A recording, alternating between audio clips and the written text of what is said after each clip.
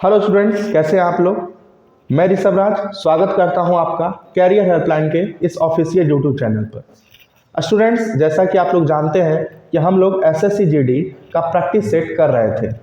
हम लोग 4 सेट कर चुके हैं। आज हम लोग 5वां सेट करने वाले हैं।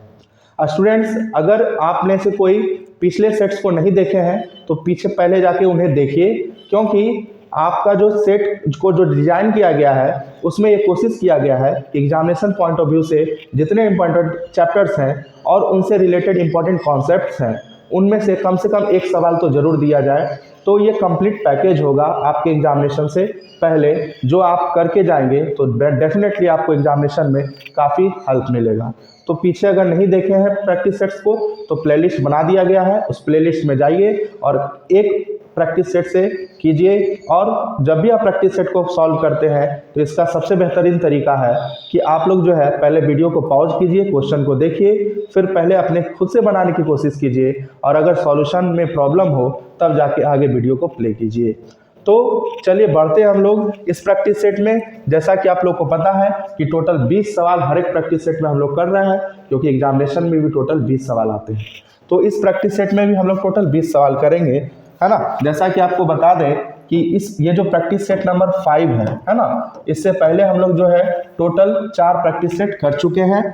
बार बार मैं बोल रहा हूँ कि अगर आपने पहला प्रैक्टिस सेट नहीं देखा है तो शुरू से देखिए जरूर, ठीक है। उसके बाद इस प्रैक्टिस सेट पर आइए। यहाँ पर जो है 13A, B, C 4 अलग अलग संख्याएं हैं। पहला सवाल आपका जो है ये जो काफ़ी इंपॉर्टेंट सवाल है और इस सवाल में जो है आपको लैंग्वेज का विशेष ध्यान रखना है। तो एसएससी में ही पूछा हुआ सवाल है और हो सकता है कि आपके एग्जामिनेशन में भी ये सवाल देखने को जरूर मिले। तो 13A, B और C ये जो है 4 अलग अलग संख्याएं हैं, विशेष ध्यान रखिएगा। इनके प्रत्येक जोड़े यानी पेयर बनाया गया है। 13A, 13B, 13C। इनका जो मसा है यानी एचसीएफ है वो 13 है। जैसा कि आपको बता दें कि किसी भी 2 या 2 से अधिक संख्याओं का जो एचसीएफ होता है कहीं न कहीं उन संख्याओं को अलग अलग पूर्ण रूप से विभाजित करता है। अर्थात यहाँ पर जो है ये जो जितने भी पेयर बनाए गए हैं इसमें जो आपको ए, बी और सी दिख रहा है ये तीनों जो है 13 से पूरा कटना चाहिए, ठीक है। अब यहाँ पर कहा जा रहा है कि ए, बी, सी प्रत्येक 60 से क्या है, कम है। अब देखिए दोस्तों, यहाँ पर जो है ए, बी, सी को कहीं ना कहीं हमको 13 का मल्टीपल ही लेना पड़ेगा, क्योंकि 13 से कटना पड़ेगा इसको, क्योंकि इसका एचसीएफ कितना है, 13 है। तो हम बोलेंगे क्या हम ए को 13 ले सकते हैं, तो आप बोलेगा नहीं। क्या 13 से शुरुआत किया जा सकता है, तो बोलेंगे नहीं। क्यों? क्योंकि 13 यहाँ पहले ही कह दिया है कि 13 ए, बी, सी 4 अलग अलग संख्याएं हैं। इसका मतलब 13 से शुरुआत नहीं किया जा सकता है। आगे हम 26 ले सकते हैं, 39 ले सकते हैं, 52 ले सकते हैं। क्या दोस्तों हम 65 ले सकते हैं क्या, तो बोलेंगे सर नहीं, क्योंकि प्रत्येक यहाँ से 60 से कम होने चाहिए। तो केवल 3 ही पॉसिबिलिटीज हैं और मेरे पास अननोन नंबर भी केवल 3 है, ए, बी, सी। इसका मतलब हम कह सकते हैं कि ए, बी, सी 26, 39, 52 ही होंगे। और उसमें भी कौन क्या होंगे ये भी हम पता कर सकते हैं, क्योंकि यहाँ पर ऑलरेडी बता दिया गया है कि सी सबसे बड़ी है। इसका मतलब हम कह सकते हैं कि 52 सी है। उसके बाद जो बी है मेरा वो 39 है और जो मेरा ए है वो 26 है। तो आपसे बोल रहा है a plus C by B का मान कितना होगा, तो a का मान आप यहाँ 26 पुट कर दीजिए, c का मान यहाँ पर आप 52 पुट कर दीजिए और b का मान यहाँ पर आप 39 पुट कर दीजिए। आप इसको ऐड करेंगे तो आपको कितना मिलेगा, 78। और 78 को जब आप 39 से डिवाइड करेंगे तो कहीं ना कहीं ये 2 टाइम्स बाद आपका कैंसिल आउट हो जाएगा। इसका अर्थ है कि ऑप्शन नंबर 2 इस सवाल का सही उत्तर हो जाएगा। तो बढ़ते हैं हम लोग अगले सवाल में। सवाल समझ में आ रहा हो, सवाल अच्छा लग रहा हो तो वीडियो को लाइक कीजिएगा और कमेंट में अपना व्यू जरूर दीजिएगा। चलिए आगे बढ़ते हैं। हमारा जो दूसरा सवाल है इसमें इसका मान निकालने के लिए कहा गया है, ठीक है। तो चलिए इसको सॉल्व करते हैं। ऐसा सवाल जब भी आपके एग्जामिनेशन में आए तो थोड़ा पेशेंस के साथ, यानी कि आप जो है कैलकुलेशन मिस्टेक ना कीजिएगा ऐसे सवालों में, क्योंकि ये सवाल होते तो आसान है लेकिन अगर कैलकुलेशन मिस्टेक आपने कर दिया तो फिर आसान सवाल भी गलत हो जाते हैं और यही आपके एग्जामिनेशन में एक प्रेशर बिल्ड कर देता है। तो चलिए इसको हम मल्टीप्लाई करते हैं। मल्टीप्लाई करेंगे तो जैसा आपको पता है कि कोई भी दो सिमिलर इरेशनल नंबर जब मल्टीप्लाई होते हैं तो वो क्या हो जाते हैं, एक नंबर बन जाते हैं ना, नेचुरल नंबर बन जाते हैं। तो जब रूट दो गुना होगा तो यहाँ से आपका 2 बन जाएगा और 6 2 में गुना होगा तो 12 बन जाएगा और बट्टा में क्या है 5√3। फिर उसके बाद एक बार आपको पता है, एक बार इससे गुना होता है और एक बार इससे गुना किया जाता है।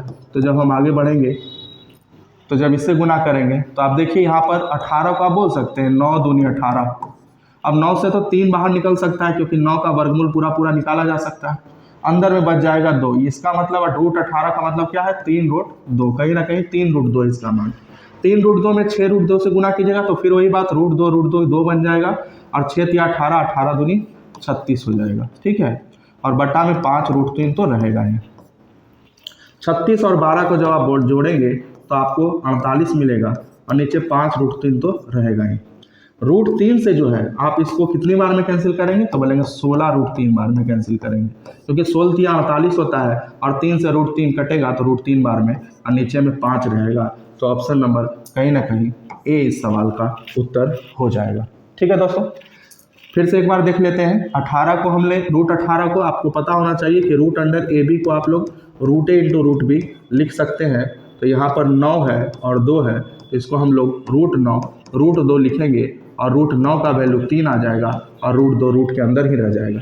3√2 जब 6√2 से गुना होगा तो 36 बन जाएगा और नीचे में 5√3 है। इसका एलसीएम 5√3, 36 12 48 48 कटेगा √3 से 16√3 बार में। ऑप्शन नंबर ए इस सवाल का सही आंसर हो जाएगा। चलिए आगे बढ़ते हैं। अगला सवाल क्या कह रहा है, वो सबसे बड़ी संख्या कौन सी है जो संख्या जो दिया हुआ है इसमें स्टार के स्थान पर रखने पर प्राप्त संख्या 4 से विभाजित हो जाए। तो 4 से आपको बता दें 4 से कटने का नियम क्या होता है। तो 4 से कटने का नियम होता है कि अंतिम के 2 अंक 4 से कटने चाहिए। तो यहाँ पर स्टार के जगह पर क्या रखें कि पूरे जो संख्या है 4 से कटने लग जाए, यानी अंतिम के 2 अंक 4 से कटने लग जाए तो पूरी संख्या 4 से तो कटेगी ही कटेगी। लेकिन यहाँ पर एक विशेष बात ध्यान देना है कि सबसे बड़ी संख्या लेनी है, ठीक है। तो आप ऑप्शन में पहले सबसे बड़ा लीजिए। कौन सा ऐसा ऑप्शन है जो सबसे बड़ा है, तो बोलेंगे सर 9 है। अगर आप यहाँ 9 रख देते हैं तो कितना आपको बचेगा, तो बोलेंगे 94। 94 क्या 4 से डिविजिबल है, तो आप बोलेंगे सर नहीं 94 डिविजिबल नहीं है। तो अगला ऑप्शन क्या आता है 8। अगर 8 यहाँ पर रखते हैं तो क्या 8 4 से डिविजिबल है, क्या 84 4 से डिविजिबल है, तो आप बोलेंगे सर बिल्कुल डिविजिबल है, यानी कि ऑप्शन नंबर ए यानी 8 ही इस सवाल का सही उत्तर हो जाएगा। 9 रखने पर 94 बनेगा और 94 4 से डिविजिबल नहीं है। 4 से कटने का नियम अंतिम का 2 अंक, ठीक है, होता है और 8 से कटने का नियम अंतिम का 3 अंक होता है, लेकिन अंतिम के 2 अंक से भी हम लोग पता कर सकते हैं और इसके बारे में हमने जस्ट पिछले वाले लेक्चर में ही बात किया है। तो अगर नहीं देखे हैं तो उसको जरूर देखिएगा। अगला सवाल क्या कह रहा है, अगला सवाल कह रहा है कि 49 13 और 21 97 का मान क्या होगा। तो इसका क्यूब रूट निकालना है, तो आपको क्यूब रूट याद होना चाहिए, है ना। तो 49 13 का क्यूब रूट क्या होगा, बड़ा आसान है 17 होगा। 17 का क्यूब होता है 49 13 और 21 97 का क्यूब रूट क्या हो जाएगा, तो 13 हो जाएगा, है ना। तो 17/13 इस सवाल का सही आंसर हो जाएगा। एग्जामिनेशन में अगर आप बैठे हुए हैं और आपको क्यूब रूट नहीं याद है तो इसका एक ट्रिक भी होता है, ठीक है। हालांकि इसके लिए सेपरेट वीडियो हम बना देंगे, लेकिन थोड़ा सा के लिए हम बता देते हैं। यहाँ पर जब भी आपको किसी भी संख्या का क्यूब रूट निकालना हो तो आपको जो है अंतिम संख्या देखनी है, अंतिम संख्या देखनी है। अंतिम संख्या 3 है। आपको जो है 1 से लेके कम से कम 9 तक का क्यूब याद होना चाहिए। आप बताएंगे कि 1 से लेके 9 तक के क्यूब में कौन से संख्या का क्यूब का इकाई स्थान 13 आता है, 3 आता है, सॉरी 3 आता है। तो आप बोलेंगे सर 7 का क्यूब करेंगे तो इकाई स्थान पर क्या आ जाएगा, 3 आ जाएगा, है ना। तो यहाँ पर आप 7 लिख देंगे। फिर पीछे से 3 अंक आप काट देंगे। जो बच गया अंक अब देखेंगे वो जो है किन किन संख्याओं के क्यूब के बीच में आता है। तो बोलेंगे सर 4 1 का क्यूब और 2 के क्यूब के बीच में आता है, तो छोटा वाला लिख देंगे अर्थात 1 लिख देंगे। तो ये जो है कहीं ना कहीं 17 का ही क्या है, क्यूब है। जैसे 21 97 देख लीजिए। 21 97 जो है किसका क्यूब रूट क्या होगा। मान लीजिए आप एग्जाम में बैठे हुए हैं, आपको समझ में नहीं आ रहा, तो बोलेंगे सर यहाँ पर जो 7 है ये 7 1 से लेकर 9 तक के किस संख्या के क्यूब का इकाई स्थान होगा? तो बोलेंगे सर 3 का होगा। 3 का क्यूब 27, यानी कि 7 जो है 3 का होगा। तो आप 3 लिख दीजिए, पीछे से 3 अंक काट दीजिए, बचा 2।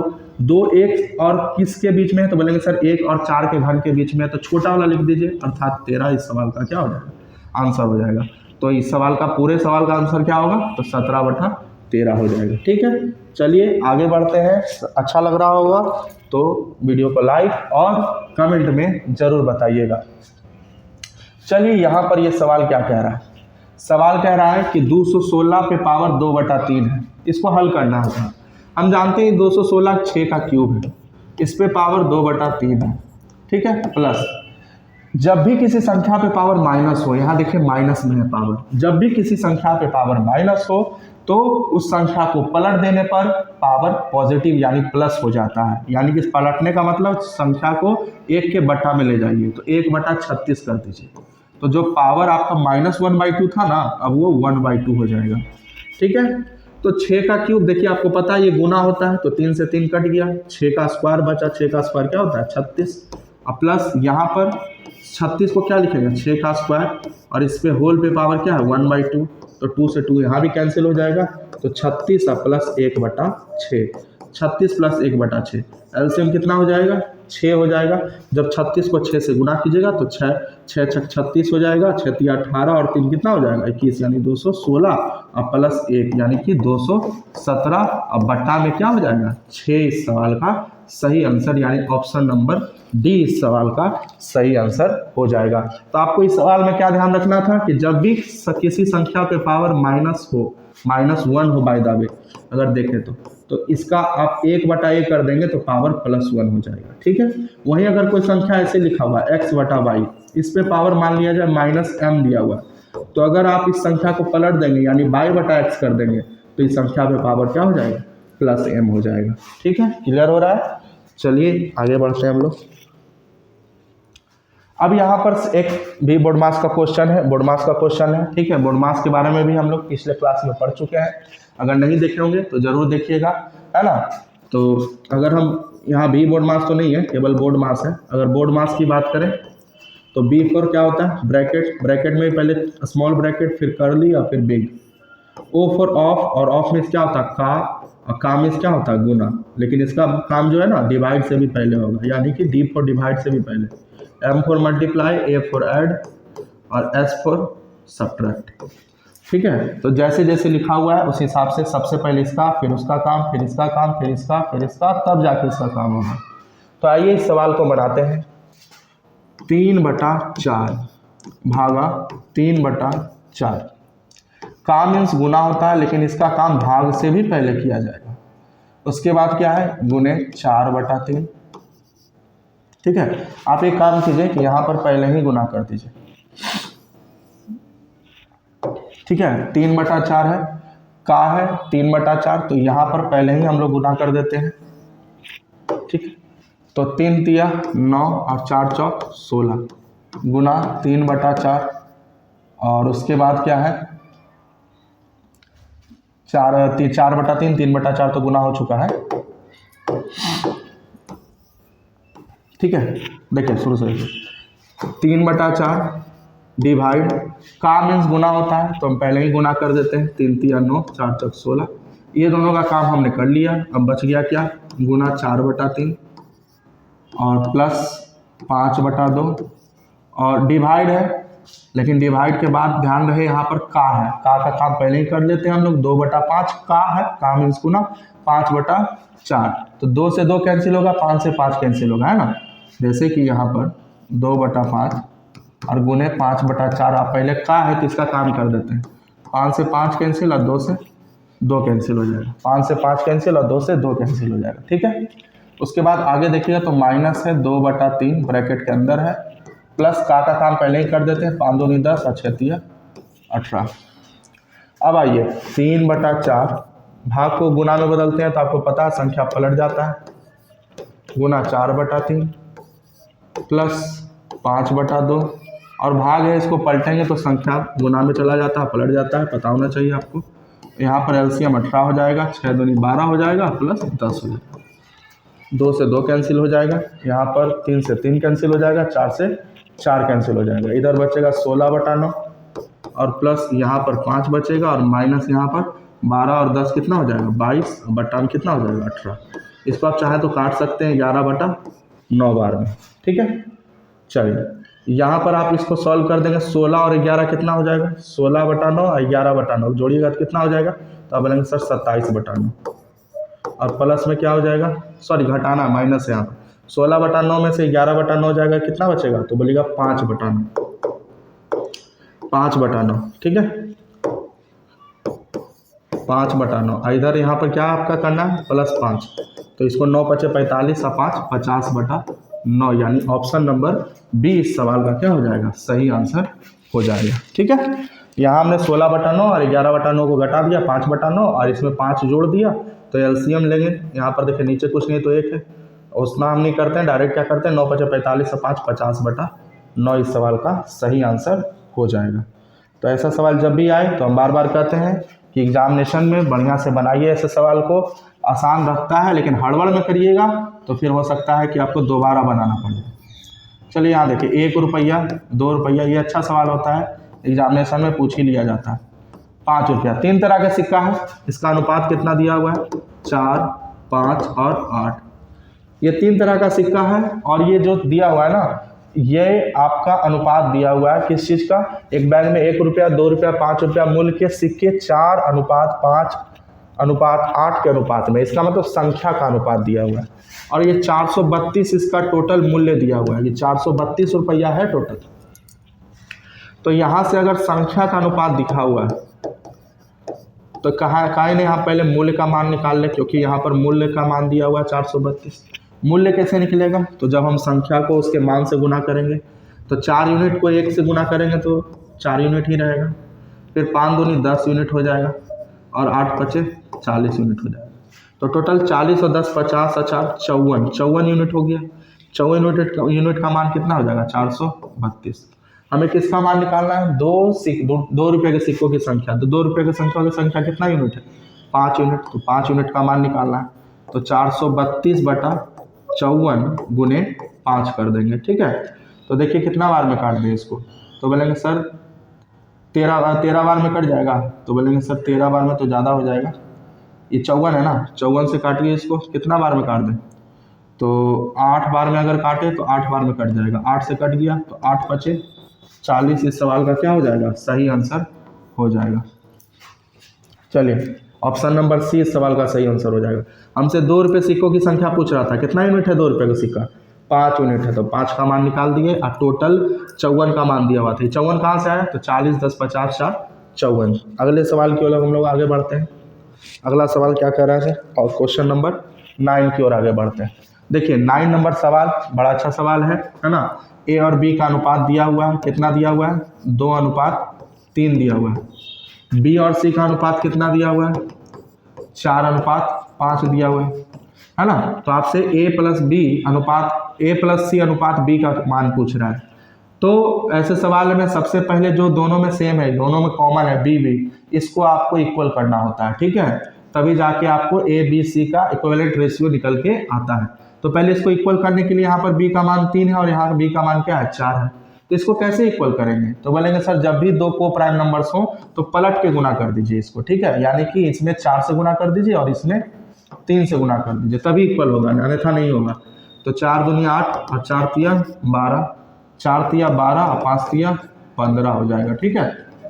तो यहाँ से रेशियो निकल के आ गया आपका ए बी सी का। अब आप इसको लिख सकते हैं 8 12 और 15, ठीक है। तो आपसे क्या पूछ रहा है ए प्लस सी अनुपात बी, तो ए प्लस सी यानी 15 और 8 कितना हो जाएगा, तो आप बोलेंगे सर 23 और सी कितना भैया बी कितना है 12, तो यानी कि आप क्या बोलेंगे 23:12, क्योंकि आपको क्या निकालना था ए प्लस सी और रेशियो बी। तो ए प्लस सी को जोड़ दिए और बी के साथ रेशियो निकाल दिए। ऑप्शन नंबर सी इस सवाल का सही आंसर हो जाएगा, ठीक है। चलिए हम लोग आगे बढ़ते हैं। अगला सवाल कह रहा है कि 12% साधारण ब्याज पर 4 वर्षों में 5664 के ऋण को कौन सी वार्षिक किस्तों के साथ भुगतान किया जाए, ठीक है। तो जब भी आपको इस इंस्टॉलमेंट का क्वेश्चन आ जाए, इंस्टॉलमेंट का क्वेश्चन है साधारण ब्याज, तो आपको पता होना चाहिए कि साधारण ब्याज का जो इंस्टॉलमेंट का क्वेश्चन होता है वो काफी अच्छा सवाल माना जाता है। ठीक है, तो जब भी इस तरह का किस्त का सवाल हो साधारण ब्याज का, आपको करना क्या है कि 4 किस्त में लौटाना है। तो इन चारों को आप मान लीजिए 100, 100, 100 और 100, माना कि 100 के 4 किस्त में लौटा रहा है कोई। कितना का ऋण है? 5664 का। तो जब भी आप एक पॉइंट याद रखिएगा कि जब भी कोई किस्त में पैसा देगा ना, तो कहीं ना कहीं वो डेट से कम पैसा बनेगा, वही वो ज्यादा बनेगा किससे? तो नगद से। तो नगद पैसा दे दीजिएगा तो सबसे फायदा में रहिएगा, लेकिन नगद नहीं दिए, किस्त दिए तो थोड़ा सा ज्यादा लगेगा। वही किस्त ना देके एक के बार आप 4 साल बाद दीजिएगा तो आपका ऋण हो गया तो और ज्यादा लगेगा। तो अब यहाँ पर हमको डाटा दिया हुआ ऋण का, तो हम ऋण में लाते हैं पहले इसको। ये तो किस्त हो गया, ऋण में कैसे आएगा? तो बोलेंगे सर 12% का क्या है? रेट है। रेट कितने परसेंट का पर ईयर? 12% का। तो इसको बनाने का तरीका होता है कि 4 साल के बाद अगर इसी धन को देते, 100 को जो हम किस्त में देना चाह रहे हैं, इसको 4 साल बाद देते तो कितना देते? तो बोलेंगे ये तो चौथा साल ही देते थे, इस पर कोई ब्याज नहीं लगेगा। लेकिन जो 100 रुपया हम 1 साल पहले दे चुके हैं, वो अगर 1 साल बाद देते, 1 साल के बाद ही देते, तो इस पर तो 12% के रेट से ब्याज लग जाएगा ना। यानी हमको कितना देना पड़ता? 112। और ये जो 100 रुपया है, जो आज हम चौथा साल जब पूरा है, इससे 2 साल पहले ही दे चुके हैं, क्योंकि यहाँ भी कितने का गैप है? 1 साल का। तो अभी ही देते हैं इसको, तो इसमें तो 2 साल के लिए आपको 12% का रेट से ब्याज लग जाता। 2 साल के लिए 12% का रेट से, यानी 24% लग जाता। तो आपको कितना देना पड़ता? 124। और ये पैसा तो आपको 3 साल का गैप हो जाएगा भाई साहब, तो आपको 3 साल के लिए 12% के रेट से देना पड़ेगा, यानी 36% का ब्याज लगेगा, यानी 136 देना पड़ेगा। तो टोटल ये ही ऋण आ जाएगा आपका 6 4 10 2 12, 3 2 5 1 6 1 7 हो गया, और ये कितना हो गया? 4, यानी 472 का आपको ऋण चुकाना पड़ जाएगा। और यही ऋण रुपया में आप कितना चुका रहे हैं? तो आप बोलेंगे 5664। ये 5664 किसका मान है? 472 का। तो आपसे कौन सा पूछ रहा है? प्रत्येक किस्त पूछ रहा है। तो प्रत्येक किस्त कितने का है? तो बोलेंगे सर 100 का है। ठीक है, चलिए इसको काटिए। तो कितना बार में काट दीजिएगा? तो बोलेंगे सर पहले तो 1 बार में जाएगा, उसके बाद कितना बार में जाएगा? 2, यानी कि 12 बार में अगर काटे इसको हम, तो 12 दूनी 24, 12 से तो 12 बार में कट जाएगा ये पूरा पूरा, नहीं 12 7 84 आ जाए। ठीक है, तो यानी इसका आंसर कितना हो जाएगा? 1200 हो जाएगा। ठीक है, कौन सा ऑप्शन है 1200? ऑप्शन नंबर सी इस सवाल का सही आंसर हो जाएगा। ठीक है, बात समझ में आ रहा है? समझ में आ रहा है ना? चलिए, तो इसी तरह से वीडियो अगर अच्छा लग रहा हो तो वीडियो को जल्दी लाइक जरूर कीजिएगा। ठीक है, बढ़ते हैं हम लोग आगे।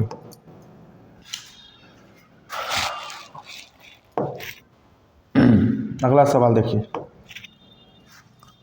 अगला सवाल कह रहा है साधारण ब्याज पर 5 वर्षों में किसी राशि में 60% की वृद्धि होती है, उसी ब्याज दर पर 2 वर्ष में 6250 की एक राशि पर चक्रवृद्धि ब्याज कितना होगा? देखिए, साधारण ब्याज पर 5 वर्ष में किसी राशि में 60% की वृद्धि होती है।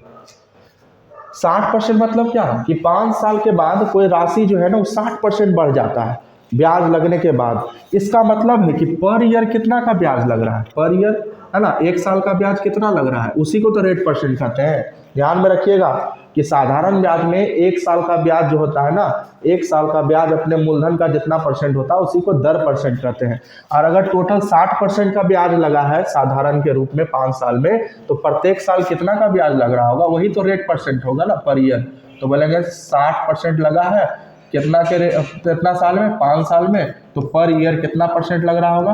12%। और यही आपका रेट परसेंट है। तो बोल रहा है इसी रेट से, यानी 12% के ही रेट से 2 वर्ष में 6250 की राशि पर चक्रवृद्धि ब्याज पूछ रहा है। तो 12% के रेट से CI कितना नहीं हो जाएगा? तो बोलेंगे सर 12 + 12 प्लस 12 × 12 बटा 100। यही तो 2 साल का फॉर्मूला है CI निकालने का। ABC निकाल दिए हम लोग, है ना। कितना परसेंट होगा? तो 12 12 24 अब प्लस यहाँ पर हो जाएगा 1.44, यानी 25.44% जो है आपका 2 साल का CI हो जाएगा 12% पर ईयर के रेट से। ठीक है, तो आपसे चक्रवृद्धि ब्याज पूछ रहा है कितना का धन है मूलधन? तो 6250, इसका आप लोग 25.44% निकाल लीजिए, है ना।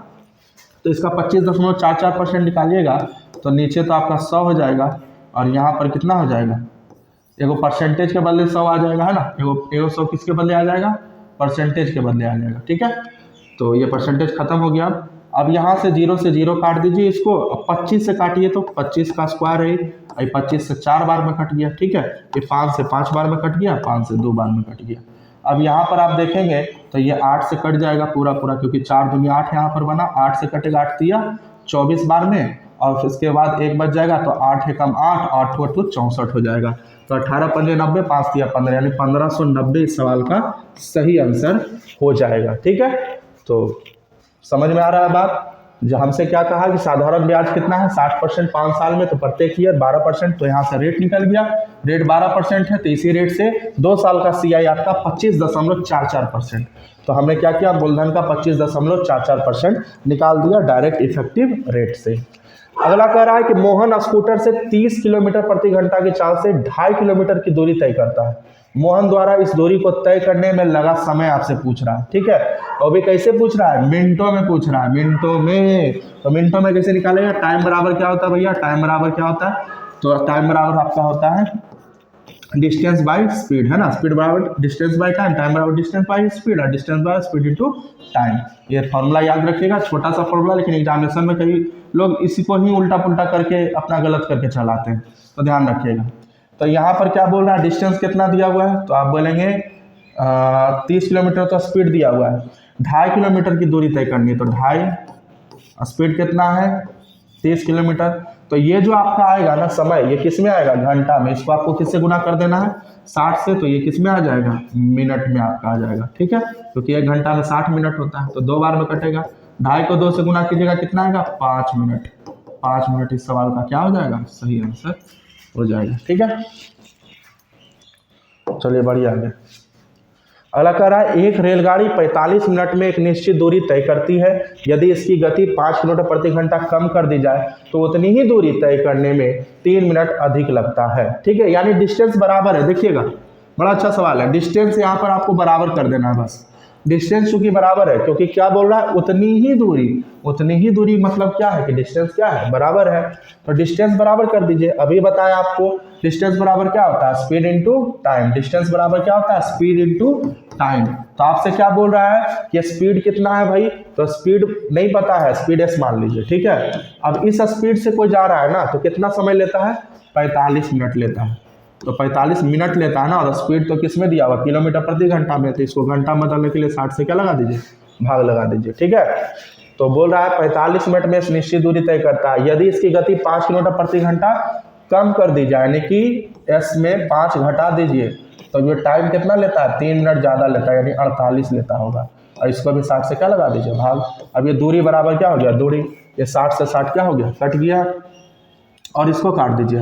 अब उसके बाद क्या बोल रहा है भाई, आपसे पूछ रहा है ना दूरी पूछ रहा है, तो यहाँ से तो पहले स्पीड निकल जाएगा 45s, अब चाहे तो काट भी सकते थे, है ना, या छोड़िए। अब 48s बराबर में क्या हो जाएगा, माइनस क्या हो जाएगा, 48 बटे 5, 8 5 40 हो गया, 5 चौक 20, और ये 24 हो गया, ठीक है।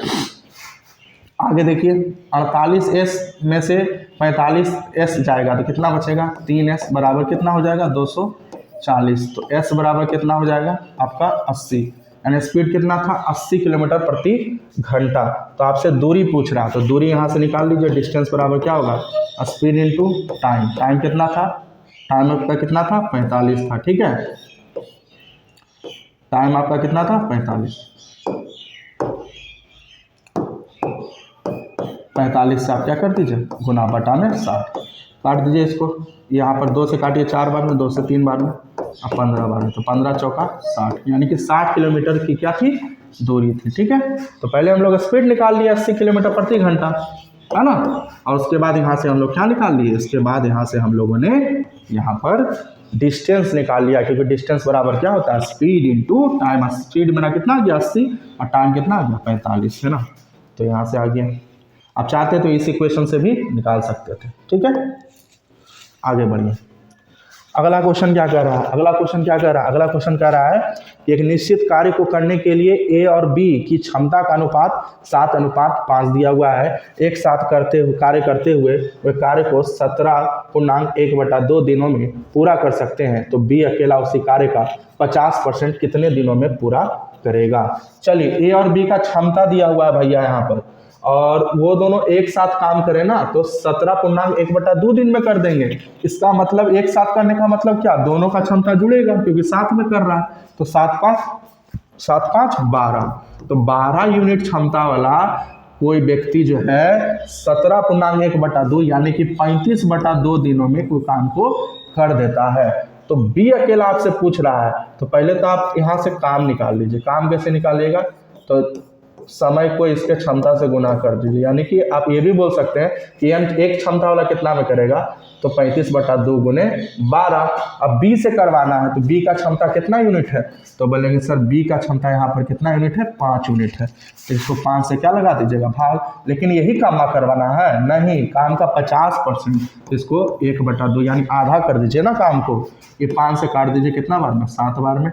अरे 2 दूनी 4 से कटेगा 3 बार में, तो 7 तिया 21 दिन लगेगा बी को करने में। इस काम का कितना परसेंट, 5%, यानी ऑप्शन नंबर डी इस सवाल का सही उत्तर हो जाएगा। ठीक है, बात समझ में आ रहा है।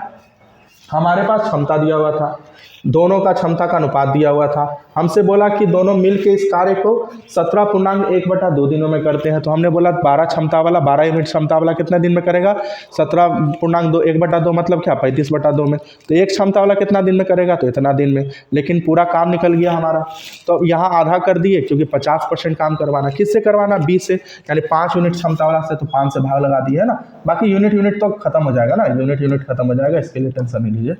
तो कितना दिन आ गया आपका, 21 दिन आ गया। ठीक है, चलिए आगे बढ़ते हैं साहब।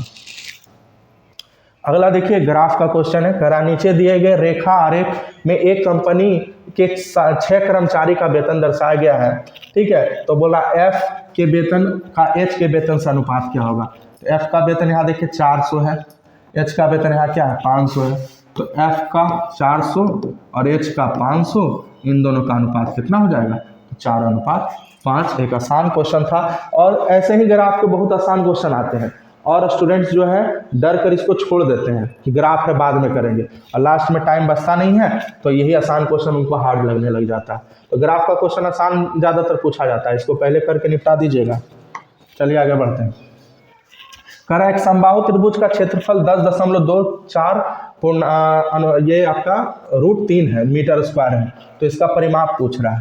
देखिएगा समबाहु त्रिभुज की अगर बात करें तो एक ऐसा त्रिभुज जिसकी तीनों भुजा बराबर हैं। ठीक है, तो जब भी तीनों भुजा बराबर है, तो अगर समबाहु त्रिभुज का आपको क्षेत्रफल पूछे तो क्षेत्रफल का फॉर्मूला क्या होता है, इस क्षेत्रफल का फॉर्मूला होता है √3/4 भुजा स्क्वायर यानी साइड स्क्वायर। ठीक है, ध्यान रखिएगा।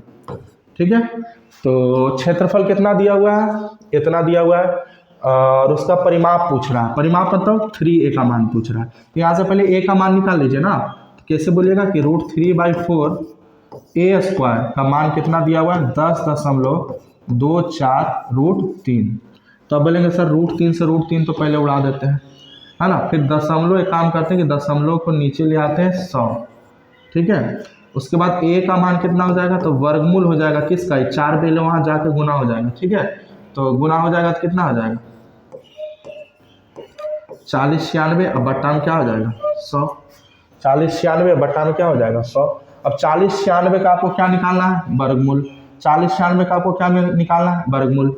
40 96 का किसका वर्ग, इसका वर्गमूल कितना होगा, तो हम आपको पिछले क्लास में ही बताया है। अगर एग्जाम में आप बैठे हुए हैं, आपको समझ में नहीं आ रहा है कि इसका वर्गमूल क्या होगा, तो आपको हम बता चुके हैं कि 40 96 यहाँ लिखिए, हालांकि आपको याद होना चाहिए। और उसके बाद क्या कीजिए कि यहाँ पर आप देखिए अंतिम के अंक देखिए, अंतिम के अंक में क्या दिया हुआ है, 6। अब 6 किसके किसके स्क्वायर का यूनिट डिजिट हो सकता है, तो आप बोलेंगे सर 6 जो है ना आपका 6 का हो सकता है, और किसी का हो सकता है 6, बोलिएगा 6 जो है किसका किसका स्क्वायर का यूनिट डिजिट हो सकता है, तो आप बोलेंगे 6 का हो सकता है, और किसका हो सकता है, तो आप बोलेंगे सर 4 का हो सकता है। तो या तो यहाँ पर 6 रहा होगा या तो यहाँ पर 4 रहा होगा। फिर पीछे से 2 अंक काट देंगे। इसी क्लास में लोग क्यू का भी ट्रिक सीखे हैं और स्क्वायर का भी हम आपको सिखा रहे हैं। उसके बाद बच गया कितना, 40। अब 40 देखिए किसके किसके स्क्वायर के बीच में है, तो अब बोलेंगे सर 40 जो है ना मेरा 6 का स्क्वायर यानी 36 और 7 का स्क्वायर यानी 49 के बीच में। तो छोटा वाला लिख दीजिए आप दोनों जगह, 64 और 66। अब या तो ये 64 का स्क्वायर होगा या तो 66 का स्क्वायर होगा, तो दोनों में से कौन होगा, तो बोलेंगे सर इन दोनों को गुना कर दीजिए। फिर 7 6 42। अगर अंदर वाला ना, अंदर वाला मतलब ये बचा हुआ संख्या इससे छोटा आया है तो छोटा वाला आंसर होगा, अगर अंदर वाला इससे बड़ा आता तो बड़ा वाला आंसर होता। तो ये किसका स्क्वायर रूट है, इसका स्क्वायर रूट कितना होगा 64, और 10 का स्क्वायर रूट 100 का स्क्वायर रूट कितना होगा 10, तो 64/10 यानी 6.4 हो जाएगा। अब 6.4 आ गया आपका क्या, एक भुजा का मान हो गया, तो आपको क्या निकालना है परिमाप। तो परिमाप क्या होता है, तो ए तीनों यानी 3a यानी 3 इंटू 6.4, तो कितना हो जाएगा आपका 4 तिया 12 6 तिया 18 1 19, यानी कि 19.2 इस सवाल का सही आंसर हो जाएगा। तो कभी भी आपको किसी भी संख्या का वर्गमूल, अगर ये तो बहुत छोटा सा था, ठीक है, आपको याद होना चाहिए, लेकिन अगर मान लिया जाए नहीं आ रहा है एग्जामिनेशन में, तो करेंगे क्या, लास्ट वाला संख्या देखेंगे 6 है, 6 किसके किसके वर्गमूल का इकाई अंक हो सकता है, वर्ग का इकाई अंक हो सकता है, तो बोलेंगे सर 6 का स्क्वायर करेंगे तो भी 6 आएगा इकाई अंक पर, या तो 4 का करेंगे, ठीक है साहब। तो दोनों आपको लिख देना है, उसके बाद पीछे से 2 अंक काट देना है। उसके बाद क्या करना है, 40 किसके किसके स्क्वायर के बीच में आता है, तो आप बोलेंगे 6 और 7, छोटा वाला लिख देना, 6 को लिख देना। उसके बाद क्या करना है, 6 7 को गुना करना है 42, 42 से अंदर वाला अगर छोटा है तो छोटा वाला आंसर होगा, और बड़ा है तो बड़ा वाला आंसर होगा। सर आगे बढ़ा जाए, आगे क्या कहा जा रहा है, आगे कह रहा है कि एक वस्तु का अंकित मूल्य 1200 है तथा विक्रेता को 25% की छूट प्राप्त होती है, यदि वह उस वस्तु को 1200 में बेच देता है तो विक्रेता का लाभ प्रतिशत बताइए। देखिएगा साहब, यहाँ पर कोई चीज़ है उसका अंकित मूल्य 1200 था, लेकिन उसको 25% का छूट मिला साहब, 25% 1200 का कितना हो जाएगा, तो आप बोलेंगे सर 300 हो जाएगा, 300 का छूट मिला तो साहब इसको 900 में मिला होगा, लेकिन ये करता है ना क्या कि ये 1200 जितना छपा हुआ था ना उसी पर बेच दिया, तो उसको लाभ पूछ रहा है, तो 900 में खरीदा 1200 में बेचा, तो आप बोलेंगे सर 300 का लाभ हुआ, और लाभ हमेशा किस पर होता है, सीपी पर होता है। तो 300 गुने 900 और गुना 300/900 गुने 100 काटिएगा आप, तो आपका 33.33% इस सवाल का सही आंसर हो जाएगा। ठीक है, चलिए आगे बढ़ते हैं। करा कमीज का अंकित मूल्य 1800 है तथा विक्रेता को 40% की छूट प्राप्त होती है, यदि वो उस कमीज को 1800 में बेच देता है तो लाभ विक्रेता का लाभ प्रतिशत बताइए। ठीक है, देखिए एकदम सेम टू सेम वही सवाल है आपका। अंकित मूल्य यानी एमपी कितना है 1800, ठीक है, छूट कितना का मिल रहा है 40% का, तो ये 1800 का 40% का छूट अगर दे देंगे हम, या फिर डायरेक्ट इस 1800 का आप कितना निकाल दीजिए 60% निकाल दीजिए। ठीक है, तो 60% कितना हो जाएगा, यही इसके लिए क्या हो जाएगा, यही इसके लिए सीपी हो जाएगा। तो इसका 60% कितना होगा, तो 0 8 6 कितना हो जाएगा 48, और 6 और 4 10, यानी कि 1080 हो जाएगा। नहीं तो आप 40% इसमें घटा भी सकते थे, एक ही बात है। और इसको बेच दिया है वो उतने में बेच दिया, ये यानी 1800 में ही बेच दिया, तो इसको कहीं ना कहीं तो प्रॉफिट हो रहा है। कितना का प्रॉफिट हो रहा है, तो बोलेंगे सर 720 का प्रॉफिट हो रहा है, कितना पर, तो 1080 पर हो रहा है, और गुने क्या कर देंगे 100 कर देंगे, तो 0 से 0 काट देंगे। उसके बाद इसको काट देंगे 9 से काट दीजिए, तो 800 बार में कट जाएगा, और ये कट जाएगा 9 से कितना बार में, तो 9 से 12 बार में कट जाएगा। ठीक है, फिर 12 से काट दीजिए इसको, 12 से काटेगा तो कितना बार में कटेगा, तो बोलेंगे सर 12 से आप इसमें काट दीजिए 6 बार में, तो 12 6 72 हो जाएगा। अब फिर आप 6 बार में काट दीजिए, यानी फिर 6 से कटेगा, यानी कि 66.66 इस सवाल का क्या हो जाएगा, सही आंसर हो जाएगा। ठीक है सर, आगे बढ़ते हैं हम लोग। करा एक त्रिभुज के आधार में 40% की वृद्धि की गई, इसकी ऊंचाई कितने प्रतिशत, दशमलव के 2 स्थान तक सही पूछा जा रहा है, बढ़ाई जानी चाहिए ताकि क्षेत्रफल में 60% की वृद्धि हो। ठीक है, अच्छा सवाल है, ये अच्छा सवाल है। चलिए इसको देखिए, रेशियो मेथड के कॉन्सेप्ट से हम आपको बहुत बेहतरीन ढंग से इस सवाल को करना सिखाते हैं।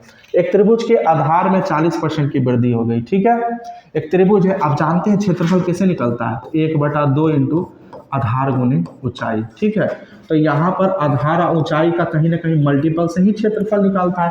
1/2 को मत जाइए आप, छोड़िए इसको, यहाँ पर ध्यान दीजिए। तो जब भी किसी भी दो चीज़ों के गुणनफल से कोई काम हो ना, तो यहाँ पर ये रेशियो मेथड का बहुत अच्छा तरीका काम में आता है।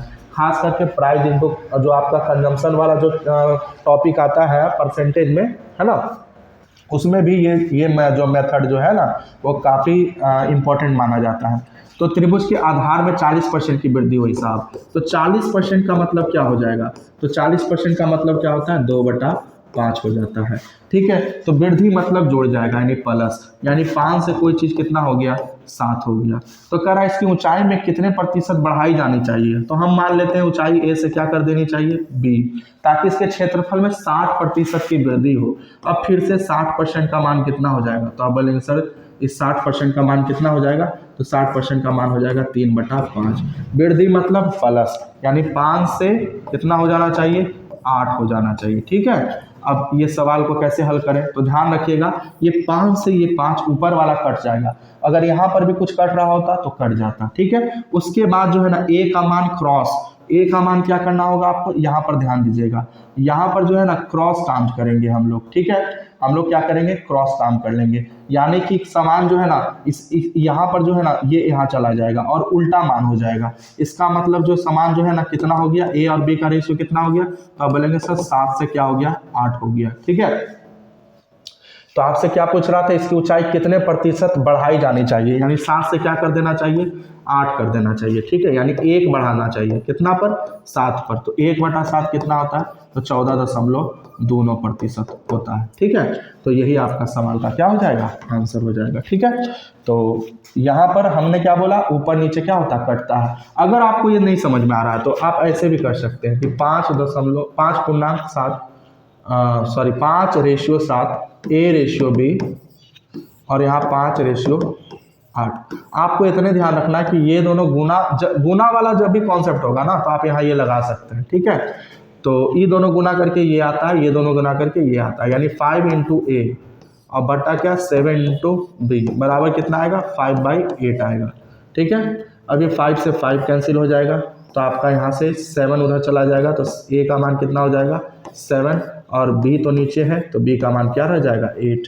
ठीक है, यानी कोई भी चीज़ 7 से क्या होना है 8 होना है, क्योंकि A भी ऐसे लिखा हुआ है। तो ये हम कर रहे थे। ठीक है, डायरेक्ट हमने कर दिया था। देखिए अब जो है ना आपका सवाल ये तो हो गया कि आपका दे दिया रेशियो में कितना वृद्धि, रेशियो में वृद्धि दे दिया और आपका आधार में वृद्धि दे दिया, आपका ऊंचाई में वृद्धि पूछ दिया। कभी कभी क्या करेगा ना कि आपको बोल देगा कि कोई मान लिया ये तो त्रिभुज की बात होगी, अगर मान लिया बोल दिया आयत के लंबाई में 10% की वृद्धि हुई, तो हम भी इसको भी ऐसे ही बनाएंगे कि आयत के लंबाई में 10% की वृद्धि हुई, चौड़ाई में इतना % की वृद्धि हुई, तो बताइए क्षेत्रफल में कितने % की वृद्धि होगी। तो ये सब सवाल भी हम लोग इस मेथड से बड़े आसानी से बना सकते हैं। ठीक है, जैसे कि हम क्या बोल रहे हैं कि आयत के लंबाई में 10% की वृद्धि हुई, यानी 10% मतलब 1/10, यानी कोई चीज़ कितना हो गया 10 से क्या हो गया 11 हो गया, लंबाई की बात करें तो। ठीक है, उसके बाद आपसे बोलेगा, उसके बाद बोलेगा कि चौड़ाई में जो है ना 25% की वृद्धि हुई, 25% मतलब 1/4, यानी 4 से क्या हो गया 5 हो गया। तो क्षेत्रफल में वृद्धि पूछेगा। ठीक है, तो आप जो है ना ऐसे तिरछा इस बार काटिएगा, यहाँ रहे तो ऊपर नीचे काट सकते हैं और ऐसे रहे तो तिरछा काटना है, 5 दूनी 10 ऐसे काटना है, ध्यान रखिएगा। इधर कट रहा होता तो ऐसे भी तिरछा काट देते है ना, लेकिन ऊपर नीचे नहीं काटना, ध्यान रखिएगा इस चीज़ को। 4 दूनी क्या हो गया 8 हो गया सर, और यहाँ पर कितना आ गया 11, 8 से क्या हो गया 11, तो कितना का वृद्धि होगा 3 का, कितना पर 8 पर। ठीक है, तो 3/8 है ना, यही मेरा सवाल का क्या हो जाएगा आंसर। परसेंटेज पूछेगा 100 से क्या कर दीजिए गुना कर दीजिए, तो यही मेरा क्या हो जाएगा सवाल का आंसर हो जाएगा। ठीक है, या फिर आपको पता है 3/8 कितना होता है 37.5% होता है, क्योंकि 1/8 क्या होता है 12.5% होता है। ठीक है, तो ये सब तो आपको याद होगा, नहीं याद है तो ये सब जरूर आप लोग याद कर लीजिए। कुछ इंपॉर्टेंट 3/8 हो गया, 1/9 हो गया, 4/9 हो गया ना, जैसे 44.44% कितना का वैल्यू 4/9 का, 55.55% कितना का वैल्यू है 5/9 का, है ना। तो ये सब इम्पोर्टेंट आप जो है ना डेसिमल फ्रैक्शन का मान जो है, परसेंटेज फ्रैक्शन मान जो है याद कर लीजिए। ठीक है, देखिए सर ये क्वेश्चन भी काफ़ी अच्छा सवाल है। ये क्वेश्चन क्या कह रहा है, ये क्वेश्चन कह रहा है कि 0.01 का होल स्क्वायर, यहाँ पर होल स्क्वायर कर दीजिएगा ना, यहाँ पर होल स्क्वायर कर दीजिएगा। ठीक है, प्लस 0.22 का होल स्क्वायर प्लस 0.333 का होल स्क्वायर प्लस 0.4444 का होल स्क्वायर। ठीक है, और नीचे में क्या दिया हुआ 0.01001 का होल स्क्वायर प्लस 0.022 का होल स्क्वायर प्लस 0.0333 का होल स्क्वायर प्लस 0.0444 का होल स्क्वायर। ठीक है, चलिए तो इसको हल करना है आपको कि क्या होगा। तो यहाँ पर देखिए, यहाँ पर 0.22 अंक के बाद है, यहाँ 2 के बाद, यहाँ 2 के बाद, यहाँ 3 के बाद, यहाँ 4 के बाद। लेकिन यहाँ देखिएगा तो 3 के बाद है, 3 के बाद है, यहाँ 3 था तो 4 के बाद हो गया, 4 के बाद था तो 5 के बाद हो गया। अच्छा, यहाँ पर जो है ना सर, यहाँ पर जो है आप लोग दशमलव यहाँ कर दीजिएगा, ये भी सवाल थोड़ा सा यहाँ पर। ठीक है, इस 4 को हटाकर दशमलव यहाँ कर दीजिए। ठीक है, तो यहाँ भी 3 के बाद तो यहाँ 4 के बाद हो गया। तो इस सवाल का हल कैसे करेंगे? तो पहले काम क्या करना है, दशमलव ऊपर 2 के बाद है, यहाँ भी 2 के बाद बनाना है। तो कैसे होगा ये? तो बोलेंगे एक दशमलव हटा दीजिए यहाँ से, यानी कि कम कर दीजिए। कम कर दीजिएगा तो दशमलव कहाँ जाएगा? तो दशमलव जाएगा बट्टा में, जैसे समझिएगा यहाँ पर ये हो गया। आप इस सवाल को सही मानिएगा जो हम लिखे हैं अभी बोर्ड यहाँ पर। ठीक है, ऊपर वाले को थोड़ा सा इग्नोर कीजिएगा। यहाँ पर क्या बताएं हम आपको, यहाँ पर हमने कहा कि आपको यहाँ पर एक कम लेना है।